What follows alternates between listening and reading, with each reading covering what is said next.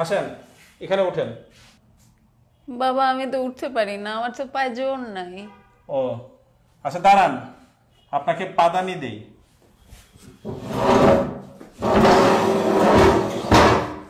এখানে পা দেন। এখানে পা দিব মানে?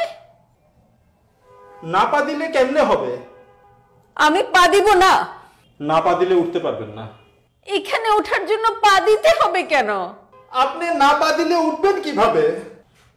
উঠতে হলে এখানে পা দিতে হবে? অবশ্যই পা দিতে হবে। অসম্ভব, পা দিব না। পা দিলে সমস্যা কি? পা দিব না। আরে আজব তো, আপনাকে পাদানি দিয়েছি, আপনি পাদানিতে পা দিবেন না? আর আপনারা কি পাদানি পাদানি শুরু করছেন?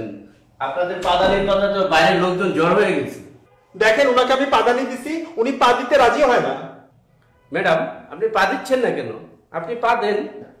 কি আশ্চর্য, আপনিও একই কথা বলছেন, আমাকে পা দিতে বলছেন। ম্যাডাম, আপনি না পা দিলে উঠবেন কি করে? হ্যাঁ স্যার, আমিও এই কথাই বলতেছি, প্লিজ পা দেন।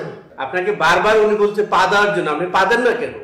আরে ভাই আমি তো অসুস্থ, আমি এই জন্য পা দিতে পারছি না। ও, উনি তো অসুস্থ, তাই তো পা দিতে পারছেন না। ও, আপনি অসুস্থ তাই পা দিতে পারছেন না?